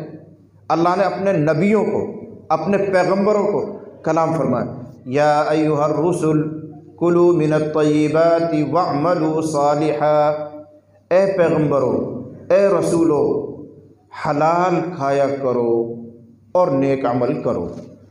آیت کا ترجمہ سمجھ میں آ گیا، لیکن ترتیب دیکھو، اے پیغمبرو حلال کھاؤ اور نیک اعمال کرو۔ حلال کھاؤ اس کو پہلے کہا جا رہا ہے، اور نیک اعمال کرو اس کو بعد میں کہا جا رہا ہے۔ کیوں؟ حلال کھانے سے ہی نیکیاں قبول ہوتی ہیں، اس لیے پہلے حلال روزی کا اہتمام کرو۔ الیاذ باللہ کوئی پیغمبر، کوئی نبی ایسا نہیں جو غلط کھائے گا، غلط کمائے گا، لیکن نبیوں کو سنا کر اہمیت بتانی تھی کہ اگر پیغمبر بھی خدا نہ خواستہ، اللہ حفاظت فرمائے، اگر پیغمبر بھی خدا نہ خواستہ حرام کھائے تو اس کی بھی عبادت قبول نہیں ہوتی، تو ہماری اور آپ کی کہاں سے قبول ہوگی؟ یا ایھا الرسل، اے پیغمبرو، کلوا من الطیبات، حلال کھایا کرو، نیک اعمال کرو۔ نیک اعمال کا نمبر بعد میں، حلال کھانے کا تذکرہ پہلے۔ کیوں؟ اس حلال کھانے سے ہی تمہاری عبادتیں قبول ہوں گی۔ ہمیں بھی فرمایا اللہ تعالیٰ نے اہل ایمان کو، یا ایھا الذین آمنوا کلوا من الطیبات، یا ایھا الذین آمنوا کلوا من طیبات ما رزقناکم واشکروا للہ۔ یہاں بھی وہی بات ہے، اگر اس عنوان کو شروع کروں گا تو دیر لگے گی۔ حلال، اس پر بات چل رہی ہے، معاملات ٹھیک ہونے چاہیے۔ نمبر 5 ہے، یاد رکھنا، میں پوری بات تو نہیں کر پاؤں گا، صرف 5 باتوں کو سمجھا رہا ہوں کہ دین 5 چیزوں کا نام ہے۔ عقیدے درست ہوں، دل کے خیالات کہہ لیجئے، اللہ، رسول، قرآن، آخرت کے بارے میں دل کے خیالات ٹھیک ہوں۔ نمبر 2 عبادات وہ ٹھیک ہوں۔ نمبر 3 معاملات، اب اس میں کھانا بھی، کمانا بھی، اور صاحب لینا دینا، کرائے پر لینا، یہ سب ہوتا ہے، بیچنا، یہ سب کام آتے ہیں معاملات۔ تو اگر آدمی کی روزی ٹھیک ہے، حلال کماتا ہے، تو عبادات قبول ہوتی ہیں، ورنہ نہیں۔ ایک حدیث یاد آ رہی، نبی کریم صلی اللہ علیہ وسلم نے ارشاد فرمایا، من اشتری ثوبا بعشرۃ دراہم، من اشترى ثوبا بعشرة دراهم فيه درهم حرام، جس آدمی نے کوئی کپڑا خریدا، لنگی خریدی، قمیص خریدی یا جاکٹ خریدی یا رومال خریدا، کوئی بھی ایک کپڑا خریدا 10 درہم میں، 10 روپے میں، فیہ درہم حرام، اس میں صرف 1 درہم، 1 روپیہ حرام کا ہے، باقی 9 حلال ہیں۔ 9 روپے 9 درہم حلال ہیں اور 1 درہم حرام کا ہے، کپڑا خریدا۔ تو ارشاد فرما رہے ہیں لم یقبل اللہ لہ صلاۃ ما دام علیہ، جب تک اس کے بدن پر وہ کپڑا رہے گا اللہ اس کی کوئی نماز قبول نہیں فرمائے گا۔ 9 حلال ہیں، 90% حلال ہے، ایک گڑبڑ ہے بس، اس ایک کی وجہ سے جب تک وہ کپڑا ہے بدن پر اللہ اس کی کوئی نماز قبول نہیں فرمائے گا۔ یہ کون کہہ رہا ہے؟ محمد الرسول اللہ کہہ رہے ہیں، بلکہ محمد الرسول اللہ سے اوپر اٹھ جائیے، یہ وہ کہہ رہا ہے جس کے لیے آپ نماز پڑھتے ہیں۔ اللہ محمد الرسول اللہ جو کچھ کہتے ہیں وہ اپنی نہیں کہتے، وہ اللہ کی کہتے ہیں۔ وما ينطق عن الهوى ان هو الا وحی یوحى، جو کچھ نبی ارشاد فرماتے ہیں وہ سب اللہ کی بات ہوتی ہیں۔ تو نبی یہ ارشاد فرما رہے ہیں کہ جو آدمی 10 درہم میں کپڑا خریدے، 9 حلال 1 حرام، جب تک کپڑا ہے اللہ ایک بھی نماز قبول نہیں کرے۔ حضرت سعد بن ابی وقاص بڑے معروف صحابی ہیں، وہ حاضر ہوئے اور کہنے لگے اے اللہ کے نبی صلی اللہ علیہ وسلم دعا فرما دیجئے کہ میں مستجاب الدعوہ ہو جاؤں۔ مستجاب الدعوہ کا مطلب ہوتا ہے جب اللہ سے مانگوں میری دعا قبول ہو جائے، جب مانگوں فوراً قبول ہو جائے، میری کوئی دعا رد نہ ہو، میری دعا کبھی ایسی نہ رہے کہ وہ قبول نہ ہوئی ہو۔ اے اللہ کے نبی آپ میرے لیے یہ دعا کر دیجئے کہ میں اس مقام کو پہنچ جاؤں کہ جب دعا کروں فوراً قبول ہو۔ مستجاب الدعوہ اس کو کہتے ہیں۔ تو وہ آ کر درخواست کر رہے ہیں کہ آپ میرے حق میں دعا کیجئے کہ میں مستجاب الدعوہ ہو جاؤں۔ تو نبی نے نہیں فرمایا کہ تم تہجد کثرت سے پڑھا کرو، نبی نے نہیں فرمایا کہ تم اشراق پڑھا کرو، نبی نے نہیں فرمایا کہ تم سجدے میں لیٹ کر رو کر پھر اللہ سے مانگا کرو دعا قبول ہوگی، یہ سب نہیں ہدایت دی۔ چھوٹا سا جملہ ارشاد فرمایا جو میرے لیے، آپ کے لیے، تمام امت کے لیے بہت آسان، بہت آسان۔ کیا فرما رہے ہیں؟ اے سعد اگر تم مستجاب الدعوہ ہونا چاہ رہے ہو، اس مقام کو پہنچنا چاہ رہے ہو کہ تمہاری ہر دعا قبول ہو، کبھی رد نہ ہو، اطب مطعمک، اطب مطعمک تکن مستجاب الدعوہ، اے سعد اپنا کھانا حلال کر لے تو مستجاب الدعوہ ہو جائے۔ اپنی خوراک، اپنی روٹی، اپنا کمانا یہ حلال کر لو، تم سب مستجاب الدعوہ، اللہ تمہاری سب کی دعا قبول کرے، یہ فرمایا گیا۔ لیکن مجھے کہنے دیجئے آج کا مسلمان اس تیسرے نمبر پر آ کر بڑی زبردست ہو کر کھاتا ہے، اور وہ یہ سمجھتا ہے کہ بغیر حرام کمائے تو کام ہی نہیں چلے گا، بغیر جھوٹ بولے تو کام ہی نہیں چلے گا، پھر تو ہمارا دھندا چوپٹ ہو جائے گا۔ اس کا مطلب یہ کہ ہمارے ایمان میں ہی کمزوری ہے۔ دکان روزی نہیں دیتی ہے، کاروبار روزی نہیں دیتا ہے، یہ تو ایک ذریعہ ہے، ایک بہانہ ہے۔ رزاق اللہ ہے، دینے والا وہ ہے۔ جب آپ اخلاص کے ساتھ، محبت کے ساتھ، خلوص کے ساتھ بالکل پاک صاف کاروبار کریں گے تو اللہ سب کے قلوب کو آپ کی طرف مائل کر دیں گے، گراہک خود بخود آئیں گے۔ انسانوں کے قلوب، انسانوں کے دل اللہ کے قبضے میں۔ اگر اللہ آپ کو مالدار کرنا چاہے گا، خوشحال کرنا چاہے گا تو چھوٹی سی دکان میں بھی اللہ برکتیں دے گا اور گراہک آئیں گے وہاں۔ اور اگر مالک ہی نہ چاہے، اللہ ہی نہ چاہے تو آپ بڑا سا بڑا شو روم کھول کے بیٹھے تو بھی کچھ نہیں ہوگا، تو بھی آپ کا لاس ہی جائے گا، تب بھی آپ قرضے میں ہی رہیں گے۔ رزاق وہ ہے، دکان رزاق نہیں ہے۔ اس لیے مومن کامل تو وہ ہے جو اس بات پر دھیان کرے کہ میرا ایک بھی لقمہ حرام کا نہیں ہونا چاہیے۔ ایک موقع پر نبی کریم صلی اللہ علیہ وسلم نے ارشاد فرمایا ثلاثۃ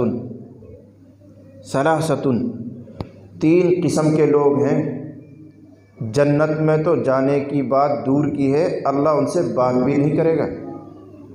ثلاثۃ لا یکلمہم اللہ یوم القیامہ، 3 لوگ ایسے ہیں جن سے اللہ بات بھی نہیں کرے گا، بلکہ اللہ تعالیٰ دور سے فرمائیں گے اس کو میرے سامنے مت آنے دو، پکڑو اس کو وہیں سے 2 سنگ میں ڈال دو، دنیا کے اعتبار سے سمجھو۔ اگر کوئی مجرم جج کے سامنے پیش ہو اور جج پہلے سے ہی کہہ دے پولیس والوں پکڑو اس کو لے جاؤ وہاں، بولنے کا موقع ہی نہ دے، تو رعایت ہو جائے گی کیا؟ اور اگر جج ایسا نرم ہے، وہ کہتا آنے دو اس کو، مجھ سے بات کرنے دو، کیا مسئلہ ہے، اب وہ مجرم روئے گا، اپنی بات سمجھائے گا، ہو سکتا ہے جج کا دل نرم ہو جائے، کچھ رعایت بھی مل جائے۔ یہ دنیا کے اعتبار سے ایک مثال دے رہا ہوں، بالکل یہی معاملہ ہے آخرت کا، کہ اللہ تعالیٰ فرما رہے ہیں 3 طرح کے لوگ ہیں جن سے اللہ بات نہیں کرے گا، ولا ينظر الیہم، اللہ ان کی طرف دیکھے گا بھی نہیں، ولا یزکیہم، اللہ ان کا تزکیہ نہیں فرمائے گا، یعنی ان کی برائیوں کو اللہ معاف نہیں کرے گا، وَلَهُمْ عَذَابٌ علیم، ان کے لیے بہرحال دردناک عذاب دوزخ طے ہے۔ کون ہے؟ کوئی مشرک، کوئی کافر، کوئی سکھ، کوئی عیسائی، یہودی؟ نہیں۔ پھر کون؟ مسلمانوں میں سے، اہل ایمان میں سے، اہل قرآن میں سے، ان میں سے یہ 3 لوگ ہیں جو ہے مومن، ہے مسلمان، لیکن نام کے مسلمان ہیں اور ان میں یہ خرابی پائی جاتی ہے جو آگے آ رہی ہے، تو اللہ کلام بھی نہیں کرے گا، اللہ دیکھے گا بھی نہیں، اللہ تزکیہ بھی نہیں فرمائے گا، ان کے لیے دوزخ طے ہے۔ کون؟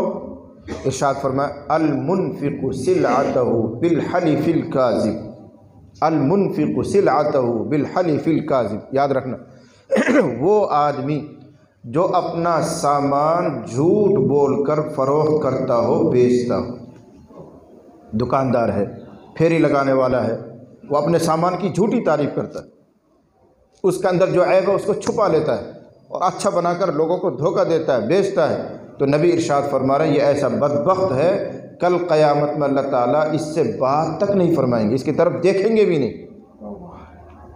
یہ نمبر 1، المنفق سلعتہ بالحلف الکاذب۔ تو ہمارے مسلمانوں معاشرے میں دیکھ لیجیے، دکانداروں کو دیکھ لیجیے کتنا دھوکہ دیتے ہیں، کیسے عیب کو چھپا لیتے ہیں۔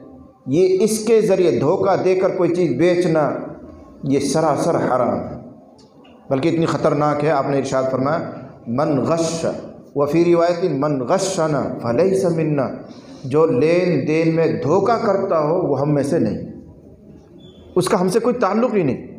مسلمان اور دھوکہ دے، ممکن نہیں، اگر دھوکہ دیتا ہے تو پھر اسلام سے گیا ہوا ہے۔ تو 3 آدمی چونکہ روایت میں آ گئے اس لیے پورا کر دوں، تو نبی ارشاد فرما رہے ہیں کہ 3 لوگ ہیں جن سے اللہ بات نہیں کرے گا، دیکھے گا نہیں۔ ان میں سے ایک آدمی وہ ہے جو خرید کرتا ہے، فروخت کرتا ہے، سامان بیچتا ہے، لیکن جھوٹ بول کر، جھوٹی تعریف کرتا ہے، عیب کو چھپا دیتا ہے، اللہ نہیں دیکھے گا۔ اور دوسرا آدمی وہ بھی کوئی بہت بڑا پاپی نہیں ہے، کوئی شرابی اور کبابی نہیں اور زانی نہیں، المسبل ازارہ، وہ آدمی جو اپنی لنگی، پائجامہ اور پینٹ ٹخنے سے لگاتا ہو۔ کتنا عام گناہ ہے یہ، کتنا عام گناہ ہے۔ ہر مسلمان کو آپ دیکھیے، ہر ایک کی پینٹ ٹخنے سے لگی ہوئی ہے، ہر ایک کی پینٹ ٹخنے سے نیچے ہے۔ جب مسجد میں آئیں گے تو احسان کریں گے، اس کو موڑ لیں گے یہاں سے، یہ احسان کرتے ہیں۔ تو کیا اللہ کا دین صرف مسجد کے لیے ہے؟ مسجد سے باہر نہیں تھا؟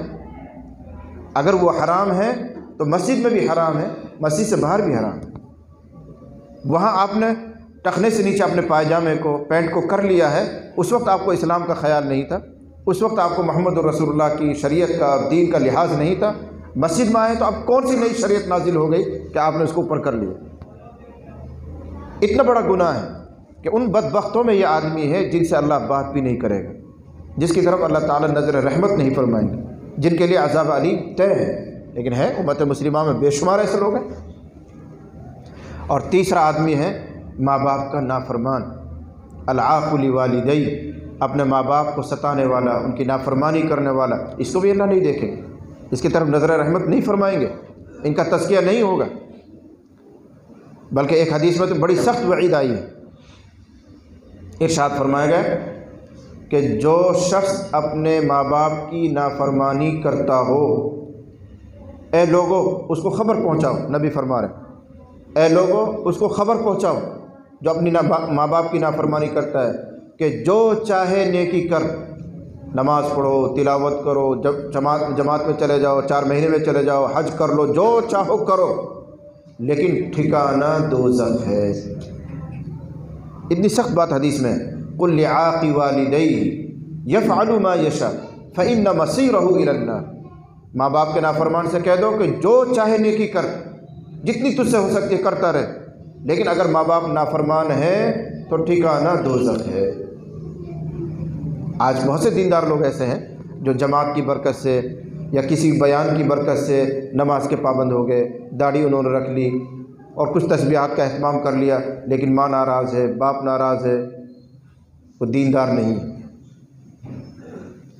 تو بات کو ہم سمیٹ رہے ہیں، بات کہاں سے چلی یاد رکھنا، عقائد دین کا پہلا حصہ، نمبر 2 عبادات، نمبر 3 معاملات، اور نمبر 4 معاشرت۔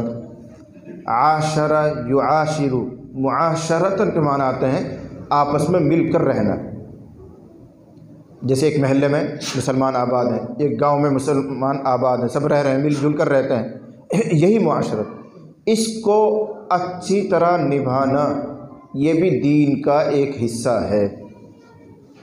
حسن معاشرت اس کو کہتے ہیں، معاشرت کو اچھا کرنا، اور اس کا آسان سا نسخہ ہے، ایک ہی جملے میں، ایک ہی حدیث میں اس کا معیار ہے کیا؟ لا یؤمن احدکم حتی یحب لأخیہ ما یحب لنفسہ۔ بس اس حدیث پر اگر عمل ہو جائے تو سارا معاشرہ ٹھیک ہے، سب مسلمان اچھے ہیں۔ پھر ایک ہی حدیث ہے اور بہت اعلیٰ درجے کی، بہت اونچے مقام کی حدیث ہے، بخاری کی ہے۔ لا یؤمن احدکم حتی یحب لأخیہ ما یحب لنفسہ۔ تم میں سے کوئی آدمی اس وقت تک کامل مومن نہیں ہو سکتا، پورا مومن نہیں ہو سکتا، جب تک اپنے بھائی کے لیے وہی پسند نہ کرے جو اپنے لیے پسند کرتا ہے۔ یہ معیار ہے۔ ہم اپنے لیے عزت پسند کرتے ہیں، دوسروں کو عزت دو۔ ہم چاہتے ہیں کہ کوئی ہمیں گالی گلوچ نہ کرے، دوسروں کو گالی گلوچ نہ کرو۔ ہم چاہتے ہیں کہ ہمارا اکرام ہو تو دوسروں کو اکرام کرو۔ ہم چاہتے ہیں کہ ہماری بہن اور ہماری بیٹی اور ہماری ماں کو کوئی غلط نگاہ سے نہ دیکھے، دوسروں کی ماں اور بہن اور بیٹی کو غلط نگاہ سے نہ دیکھو۔ یہی معیار ہے، جو اپنے لیے چاہتے ہو وہی دوسروں کے لیے چاہو۔ جب تک اس معیار پر نہیں پہنچو گے معاشرہ ٹھیک نہیں ہوگا، جب تک اس معیار پر نہیں پہنچو گے ایمان کامل نہیں ہوگا۔ اس کو معاشرت کہتے ہیں، یہی اصل ہے۔ آج ہو کیا گیا، ہر آدمی اپنے اپنی میں پڑا، میری دکان اچھی ہو جائے، میرا گھر اچھا ہو جائے، میری گاڑی اچھی ہو جائے، میں اچھا ہو جاؤں، بس میں کی فکر ہے، دوسروں کو کوئی فکر نہیں۔ بلکہ دوسروں کی ترقی دیکھ کر آدمی جلتا ہے، حسد میں مبتلا ہو جاتا ہے، اس کو نیچے دکھانے کی کوشش کرتا ہے۔ یہ سب شیطانیت ہے۔ یہ حسد کہاں سے چلا؟ شیطان سے چلا۔ حضرت آدم علیہ السلام کو پیدا کیا گیا، ان کی مٹی سے ان کا جسم ڈھالا گیا، وہیں سے حسد شروع ہو گیا شیطان کو۔ تو جو انسان حسد کرتا ہے وہ دراصل شیطان کا بھائی ہے۔ روایت میں آتا ہے کہ حضرت آدم علیہ السلام کو جب بنانے کا ارادہ فرمایا اللہ تعالیٰ نے، تو جبرائیل کو حکم دیا کہ جاؤ مٹی لے کر آؤ زمین سے۔ ابن کثیر میں یہ روایت موجود ہے۔ تو حضرت جبرائیل زمین پر آئے اور حضرت جبرائیل نے ایک مٹھی ایسے زمین پہ سے مٹی لی، تو زمین چیخی، چلائی، روئی، اس لیے کہ اس کے بدن کا ایک حصہ الگ ہو رہا ہے۔ جبرائیل امین نے پوچھا کیا بات ہے، کیوں روتی ہو؟ ان کا میں اس لیے رو رہی ہوں کہ میرے اندر سے جو تم مٹی لے جا رہے ہو اس سے ایک ایسی مخلوق بننے جا رہی ہے کہ اگر وہ اللہ کی اطاعت کرے گی تو جنت میں جائے گی، اور اگر وہ نافرمانی کرے تو دوزخ میں جائے گی، ہے تو میرا ہی حصہ، اس کو سوچ کر میں رو رہی ہوں۔ سمجھ رہے بات کو؟ مٹی سے تو بنے آدم، پھر آدم سے انسان پیدا ہوئے، پھر ان میں سے کچھ مانیں گے کچھ نہیں مانیں گے، جو نہ مانے وہ جہنم میں، جو مانے وہ جنت میں۔ تو یہ خیالات آئے زمین کے دماغ میں، اللہ نے ڈالا اس کے، تو وہ رو رہی ہے، چیخ رہی ہے۔ وہ اتنی روئی کہ جبرائیل کو ترس آ گیا اور وہ اپنی مٹھی میں جو مٹی انہوں نے بھری تھی اس کو وہیں چھوڑ گئے اور خالی ہاتھ اللہ کے پاس واپس۔ اللہ نے فرمایا اللہ کو سنبھالو، کیا بات ہے مٹی کیوں نہیں لائے، خالی ہاتھ کیوں آ گئے؟ ان کا الہ العالمین میں نے مٹی لے لی تھی لیکن زمین روئی بہت، اس نے مجھے اس پر ترس آ گیا، میں نے وہ چھوڑ دیا۔ اب اللہ نے دوسرے فرشتے کو بھیجا، میکائیل کو بھیجا، تم جاؤ بھائی۔ اب وہ آ رہے ہیں، انہوں نے مٹی اٹھائی، پھر زمین روئی، آخر میں اس کو بھی ترس آ گیا۔ تیسری مرتبہ میں اللہ تعالیٰ نے ملک الموت کو بھیجا، جس کو اب ملک الموت کہتے ہیں، کہ تم جاؤ۔ وہ گئے، مٹی اٹھائی اور زمین نے وہی رونا چیخنا چلانا شروع کیا۔ فرشتے نے پوچھا کیا بات ہے؟ وہی داستان سنا دی، میرے اندر سے ایسی مخلوق پیدا ہوگی، مجھے اس لیے رونا آ رہا ہے، مت لے جاؤ اس مٹی کو، یہیں چھوڑ دو۔ ان کا رو مرو، زندہ رہو مردہ ہو جاؤ، مجھے اس کی کوئی پرواہ نہیں، اللہ کا حکم پورا کرنا ہے۔ مٹی لے کر وہ چلے گئے۔ تو اللہ نے انہی کے ذمہ لگایا روح قبض کرنا بھی، تمہاری ذمہ داری ہے، اس مٹی سے جو مخلوق بن رہی ہے اس کی روح بھی تم قبض کرو۔ اب یہ جو مٹی پہنچ گئی اس کو اللہ نے گارا بنایا، گارے سے حضرت آدم علیہ السلام کا جسم بنا، حدیث میں ہے۔ پھر وہ جسم جب تک اللہ نے چاہا ایک لمبی مدت تک پڑا رہا۔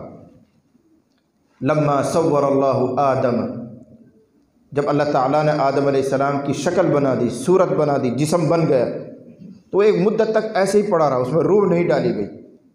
کیوں؟ تاکہ مٹی سوکھ جائے اور اللہ جو چاہتے تھے وہ تکمیل ہو جائے، مقصد پورا ہو جائے، تب روح ڈالیں گے اللہ تعالیٰ۔ جب وہ جسد اور وہ جسم پڑا رہتا تھا تو اللہ کے فرشتے بھی اس کی زیارت کرتے تھے، دیکھتے تھے، اور بھی آتے تھے، یہ شیطان بھی آتا تھا اس وقت، تو یہ شیطان فرشتوں میں مل کر رہا کرتا تھا۔ تو حدیث میں آتا ہے فجعل ابلیس یطیف بہ، فجعل ابلیس یطیف بہ، یہ ابلیس اور یہ شیطان بھی آدم کا چکر لگاتا تھا، دیکھتا تھا کیا چیز بن رہی بھئی، کیا چیز ہے، معائنہ کرتا تھا۔ لیکن اتنا تجربہ کار تھا، اتنا فہیم تھا، اتنا سمجھدار تھا کہ آدم کے جسم کو دیکھا بہت غور سے، اور وہیں کھڑے کھڑے اس نے تبصرہ کیا، یہ حدیث میں ہے، وہیں کھڑے کھڑے تبصرہ کیا۔ کہنے لگا خلق خلقا لا یتمالک، خلق خلقا لا یتمالک، جو کچھ بن رہا ہے مجھے نہیں پتہ کیا بن رہا ہے، شیطان کہہ رہا ہے، ابلیس کہہ رہا ہے، لیکن جو کچھ بن رہا ہے یہ ایسی چیز ہے کہ اس کے پیٹ میں کوئی بات رکے گی نہیں۔ انسان سے اپنا راز بھی نہیں روکتا، دوسروں کو تو کیا روکے گا، وہ اپنی بات بھی کسی نہ کسی سے کہہ دیتا اور یوں کہتا بھائی کہنا مت کسی سے، جب تجھ سے اپنی بات نہیں روک رہی تو دوسرا کیا روکے گا۔ لیکن دیکھو ابلیس کا تجربہ، اس کی زیرکی اور فہیم ہونا اس کا، کہ اس جسم کو دیکھ کر اس نے پہچانا، اور پھر وہیں کھڑے کھڑے اس نے اپنے حسد کا، اپنے دل کا ارادہ ظاہر کیا اور کہنے لگا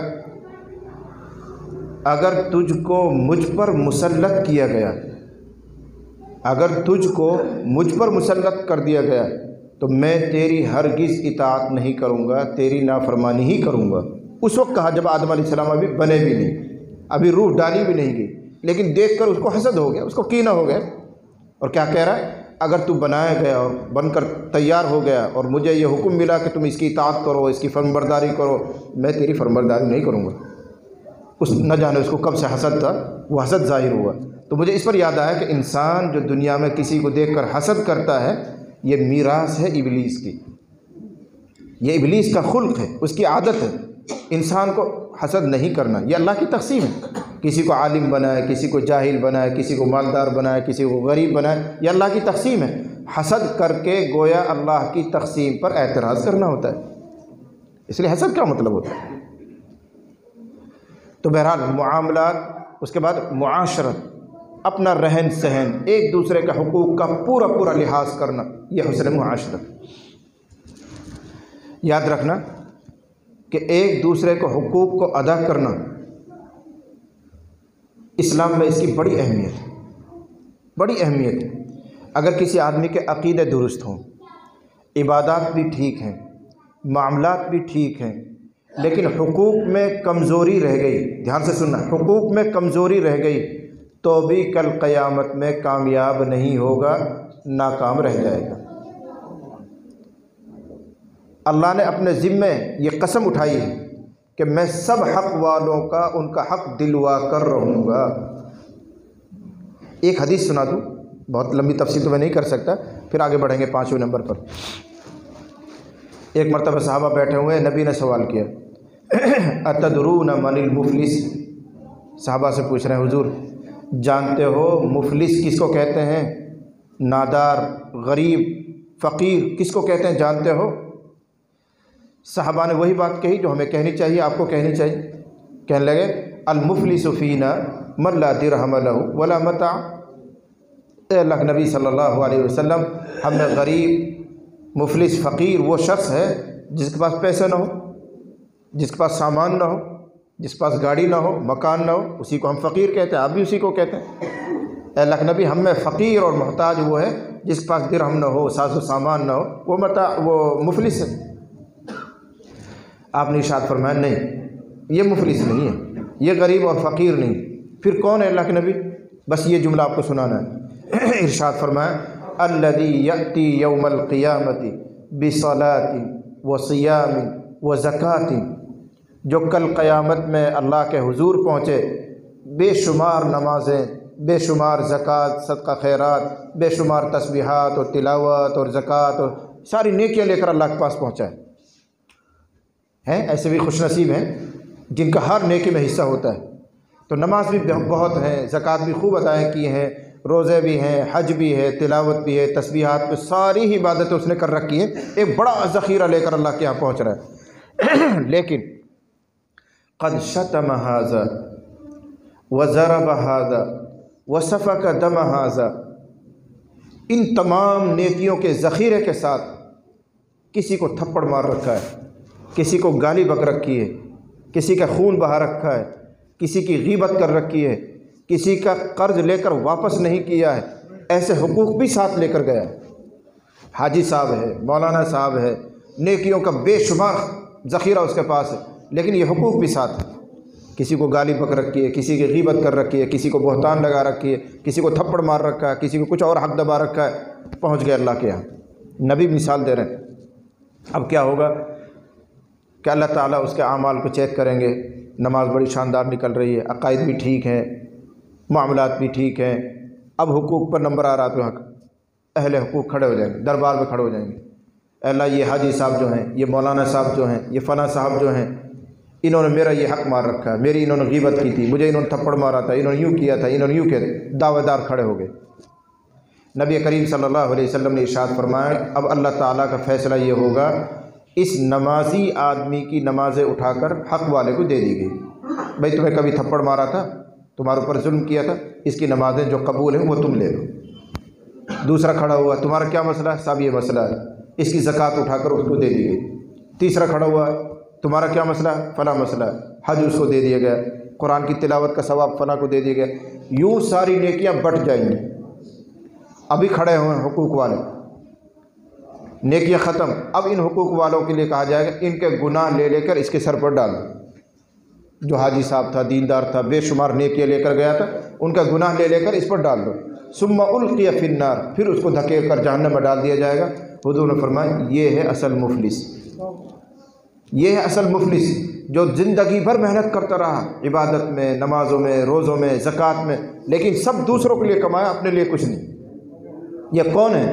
جو لوگوں کے حقوق کا لحاظ نہ کرے، جو لوگوں کو تکلیف پہنچائے، پڑوسیوں کو پریشان کرے، جو جھوٹ بولے، جو لوگوں کے ساتھ دھوکہ دہی کرے، یہ وہ بندہ ہے جو نیکیاں بے شمار لے کر جائے گا، لیکن یہ سب نیکیاں دوسروں کے کام آئیں گی، اس کے پاس کچھ نہیں بچے گا۔ اس لیے اس نمبر کو بھی خاص اہمیت اسلام میں حاصل ہے، اسی کو کہتے ہیں حسن معاشرت۔ جب مل جل کر رہ رہے ہیں تو ایک دوسرے کا پورا پورا حق ادا کرنا، یہی دینداری ہے۔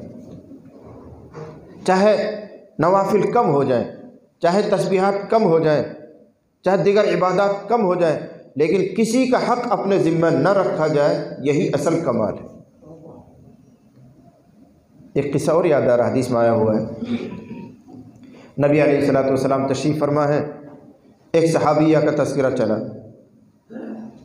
کسی کہنے والے نے کہا اے اللہ کے نبی، محلے میں ایک صحابیہ ہے، ایک عورت ہے جو ماشاءاللہ بڑی دیندار ہے، تلاوت کی پابند ہے، نماز کی پابند ہے، تسبیحات ہے، فلاں، خوب چرچا محلے میں اس کی دینداری کا ہوتا ہے، لیکن اے اللہ کے نبی زبان سے لوگوں کو تکلیف پہنچاتی ہے، زبان ٹھیک نہیں، غلط بولتی ہے، گالیاں بکتی ہے، پڑوسیوں کو تنگ کرتی ہے، زبان کی طرف اشارہ فرمایا۔ تو نبی علیہ الصلوۃ والسلام فرمایا وہ دوزخی ہے، اتنی ساری نیکیوں کے باوجود فرمایا دوزخی۔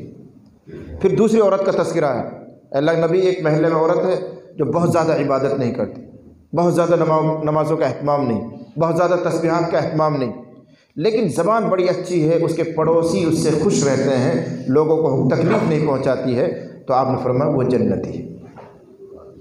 کیا سمجھ میں آیا کہ اگر نوافل نہ بھی ہوں، تھوڑے ہوں، لیکن فرائض اور واجبات پورا ادا کرتا ہے بندہ اور لوگوں کے حقوق کا لحاظ کرتا ہے تو وہ کامیاب ہے۔ اور جس کے پاس بے شمار عبادات ہیں نوافل کے قبیل سے، لیکن لوگوں کے حقوق ادا نہیں کرتا ہے تو وہ خدا کے بارگاہ میں مجرم کا مجرم ہے، قصوروار ہے، اس کی ساری نیکیاں دوسروں کے پاس جانے والی ہیں۔ 4 نمبر ہو گئے اخلاق۔ ہم اور آپ جب سنتے ہیں اخلاق کا لفظ تو اس کا مطلب یہ سمجھ میں آتا ہے کوئی آدمی نرم مزاج ہو، بہت ہنسمکھ ہو کر ملنے والا ہو، گلے ملنے والا ہو، بھائی بڑا اخلاق والا ہے، بھائی بڑا اچھا آدمی ہے۔ بے شک یہ بھی اخلاق ہے، لیکن اخلاق کا ایک حصہ ہے، مکمل اخلاق نہیں ہے۔ پھر کس کو کہتا ہے اخلاق؟ اگر اس کی شرح کروں گا تو پھر مجھے 1 گھنٹہ چاہیے اور آپ تھک رہے ہیں، اس لیے 5 منٹ میں خلاصہ سنو۔ انسان میں جو اللہ تعالیٰ نے عادتیں رکھی ہیں، انسان میں جو اللہ تعالیٰ نے عادتیں رکھی ہیں، ان عادتوں کا اعتدال، درمیان میں رہنا، یہ اخلاق ہے۔ انسانی عادتوں کا درمیان میں رہنا یہ اخلاق۔ مثلا اللہ تعالیٰ نے انسان میں غصہ رکھا ہے تو بالکل انتہائی پاور کا غصہ ہو، بد اخلاق ہے۔ غصہ ہی نہ آتا ہو، بد اخلاق۔ انسان کی صفت ہے غصہ آنا چاہیے، یہ غصہ درمیان میں رہے، جب آنا چاہیے اس وقت آئے، جب نہ آنا چاہیے تو نہ آئے، درمیان میں رہے، یہ ہے خلق، یہی اخلاق۔ کھانا انسان کی عادت ہے، ہر وقت کھاتا ہو، ہاتھیوں کی طرح، گینڈے کی طرح موٹا ہو گیا کھا کھا کے، بد اخلاق ہے۔ کچھ کھاتا ہی نہیں، سوکھ گیا ہے، بالکل کمزور ہو گیا ہے، نمازیں بھی پوری طرح ادا نہیں کر پاتا، بد اخلاق ہے۔ نہ بہت کھانا کما لے، نہ بالکل چھوڑ دینا کما لے، درمیان میں اعتدال، درمیانی چال۔ ایسے سونا انسان کی مجبوری ہے، عادت ہے، لیکن ہر وقت سوتا رہنا، 24 گھنٹے میں سے 12 گھنٹے سوتا رہتا ہے، بد اخلاق۔ بالکل نہیں سوتا ہے، اپنی صحت کا خیال نہیں کرتا ہے، 24 گھنٹے جاگتا ہے، یہ بھی بد اخلاق، درمیانی چال۔ سمجھ رہے میری بات کو؟ تو غصہ انسان کی فطرت ہے، کھانا انسان کی فطرت ہے، سونا انسان کی فطرت ہے، شہوت انسان کی مجبوری ہے، شہوت ضرورت پوری کرنا، خواہشات پوری کرنا انسان کی مجبوری ہے، لیکن ہر وقت شہوت کے چکر میں ہی لگا رہے، یہ بھی بد اخلاقی ہے۔ نکاح کر لیا، شادی کر لی، لیکن کبھی بیوی کے قریب نہیں جاتا، بس پہاڑوں میں غاروں میں جا کر عبادت کرتا ہے، یہ بھی بد اخلاقی ہے۔ اعتدال، اسی کو اخلاق کہتے ہیں۔ تو انسانی مزاج کے اعتدال، درمیانی چال کا نام اخلاق ہے۔ یہ دین کا اہم شعبہ ہے، دین کا اہم شعبہ ہے۔ اس لیے ان پورے 5 نمبروں کو ذہن میں رکھ کر اب دین کا خلاصہ سنو۔ میں نے کہا تھا دین، ہم سب کہتے ہیں کہ ہمارا اور آپ کا، ساری انسانیت کا دین کے بغیر گزارا نہیں۔ دین فلاح اور کامیابی کی ایک کشتی ہے، اس میں آپ کو سوار ہونا ہی پڑے گا، لیکن وہ کشتی اور وہ دین ہے کیا چیز؟ نہ صرف نماز دین ہے، نہ صرف تلاوت دین ہے، نہ صرف حج دین ہے، نہ صرف تقوی اور طہارت دین ہے، بلکہ ان 5 نمبروں کو پورا کرنا یہ مکمل دین ہے۔ 5 نمبر یاد رہیں گے، عقیدے درست ہوں، پھر عبادات بھی ہماری ٹھیک ہوں، معاملات بھی ہمارے صحیح ہوں، معاشرت بھی ہماری صحیح ہو، اخلاق بھی ہمارے عمدہ ہوں۔ اب آدمی مکمل دیندار بنا، اس کو سند ملے گی کہ یہ کامل دیندار ہے، اب وہ جنت میں جائے۔ اور اس کے لیے آسان سا نسخہ ہے، قرآن اور حدیث کو مضبوطی سے پکڑنا، بس۔ اب ہم قرآن حدیث تو پڑھے ہوئے نہیں، اکثر تو ایسے جو قرآن شریف پڑھے ہوئے نہیں، کچھ پڑھے ہوئے تو صرف ناظریں پڑھے ہوئے ہیں، وہ قرآن کا ترجمہ نہیں جانتے، تفسیر نہیں جانتے، حدیث نہیں جانتے، تو ہمارے لیے کیا حل ہے؟ تو ہمارے اور آپ کے لیے حل ہے اہل علم سے جڑ کر رہنا، رابطے میں رہنا۔ ہم خود علم والے نہیں، علم والوں سے جڑ کر رہنا، تاکہ دین کا صحیح رخ ہمیں معلوم ہو جائے۔ اللہ خود ارشاد فرماتا ہے فَاسْأَلُوا أَهْلَ الذِّكْرِ إِن كُنتُمْ لَا تَعْلَمُونَ، اہل علم سے، جانکاروں سے معلوم کرتے رہا کرو اگر تم خود نہیں جانتے ہو۔ اور امت مسلمہ کا اکثر طبقہ وہ ہے خود دین کی جو مکمل معلومات نہیں رکھتا ہے، جب نہیں رکھتا ہے تو معلومات رکھنے والوں سے رابطے میں رہنا چاہیے۔ یہ دین کا خلاصہ میں نے کوشش کی ہے آپ کو سمجھانے کی، اللہ کرے کہ آپ سمجھ گئے ہوں۔ اللہ ہم سب کو عمل کی سعادت اور توفیق بھی عطا فرمائے۔ اپنے عقیدے بھی درست کیجئے، عبادات کو بھی ٹھیک کیجئے، معاملات اور معاشرات اور اخلاق ان سب کو عمدہ کرنے والا کامل دیندار ہے۔ اللہ تعالی ہم سب کے بیٹھنے کو، سننے سنانے کو قبول فرمائے۔ وآخر دعوانا الحمد للہ رب العالمین۔